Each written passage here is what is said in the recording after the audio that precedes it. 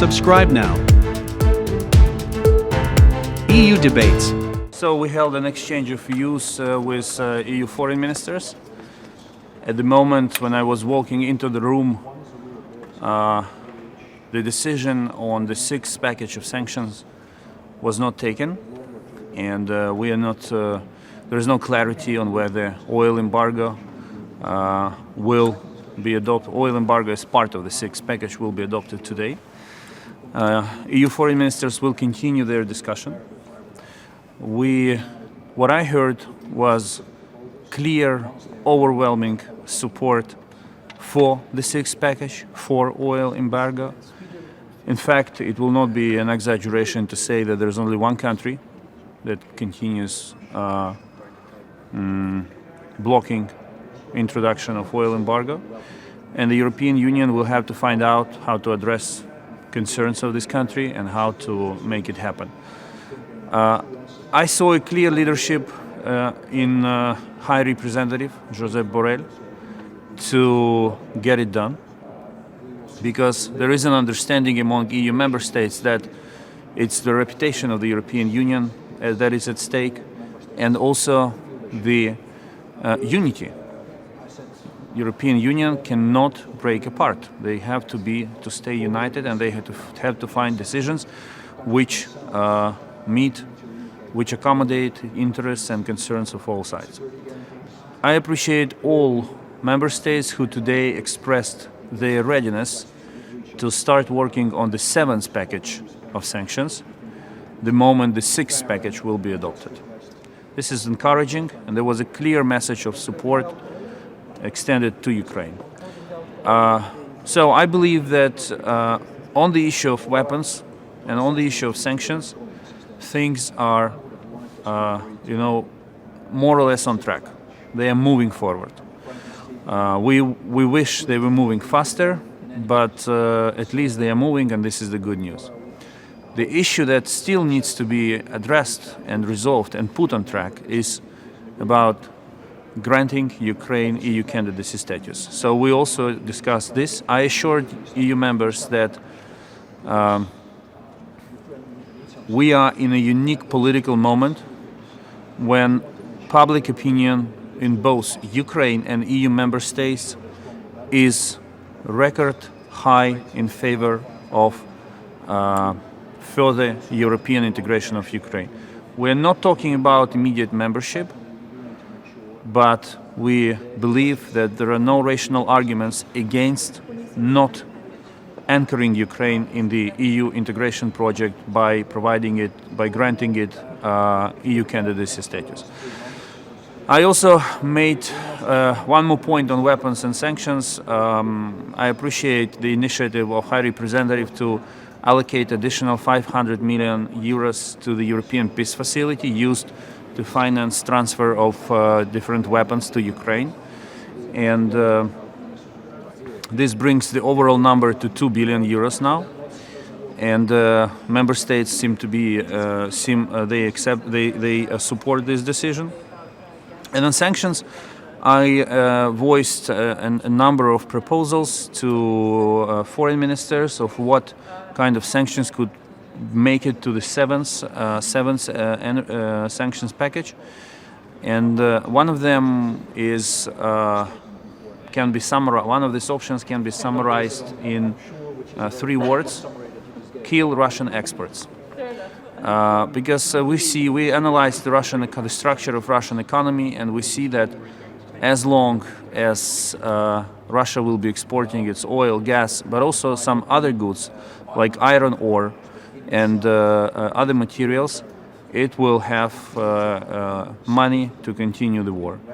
To stop the Russian war machine, we need to deprive Putin of money. This is the only thing that he cares: power and money. We will take money away from him, and then he will only have power with empty pockets. This is really the only way to stop the war, to deprive him of revenues, because we are now in a ridiculous situation when Ukrainian economy suffers more because of the damage inflicted on it by Russian aggression than the Russian economy suffers under sanctions. Sanctions are very important. They are efficient on a number of accounts, but Russia continues making hundreds of millions and billions on selling on its exports to the world market. The last issue that we touched upon was food security. There is a broad support and readiness of EU member states to work with Ukraine on building alternative routes to export Ukrainian agricultural products to global markets. The European Union and Ukraine are united in making every effort to prevent global food crisis caused by the Russian aggression against Ukraine and Russian blockade of Ukrainian ports. This task is not as easy as it sounds. It's extremely complicated, but we will be working on it. Thank you. Mr. Minister, have you received a promise from your colleagues regarding your candidate status? Can you specify this for us? No. According to what I know,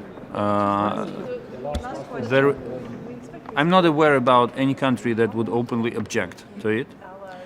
I know countries who are strongly in favor of making this decision, and I know those who are still following developments and will make their decision closer to the date. But what is important is that 3 months ago we were not even talking about it, and today we're deciding whether it will happen in June or later on. So it's a completely different dynamic, and we will spend time from now until the end of June, the Council summit, working with member states, convincing them, persuading them, and but as I said, there is not a single rational argument why this should not happen. And what is your My feeling?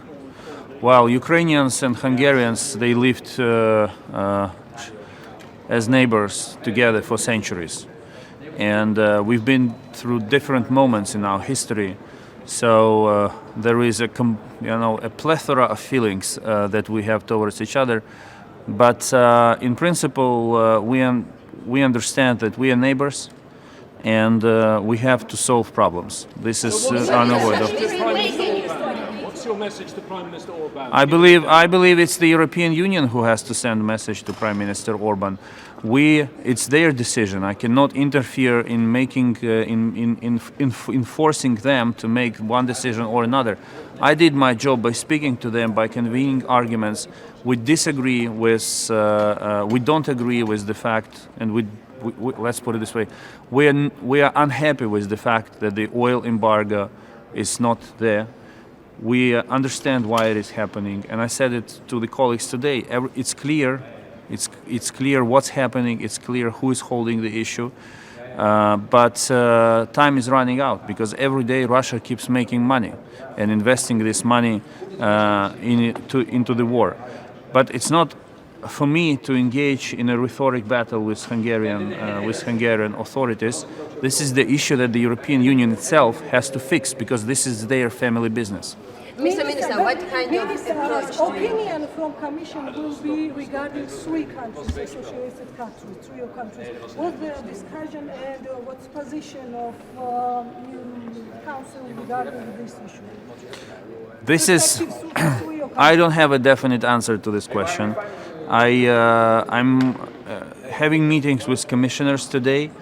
All of them are sending messages, but none of them is giving answers, clear answers to your question. So my job, our job, all three of us have to keep working, keep providing Commission with necessary answers, clarifications.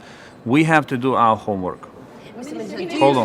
Regarding your participation in the meeting, is it possible that finally European Union can exclude oil embargo from sixth package of sanctions? No, I don't believe that the sixth package can be adopted without oil embargo. Ukraine is against the adoption of the sixth package without oil embargo. I believe that embargo will be introduced. The only question is when, and what will be the price that the European Union will have to pay to make it happen. But the overall dynamics is, in terms of sanctioning Russia, is irreversible. there is a vast understanding, that major understanding, mainstream understanding in the European Union, that the sanctions pressure has to be continued to be stepped up until Ukraine wins this war. Thank you. Thank you. Bye bye.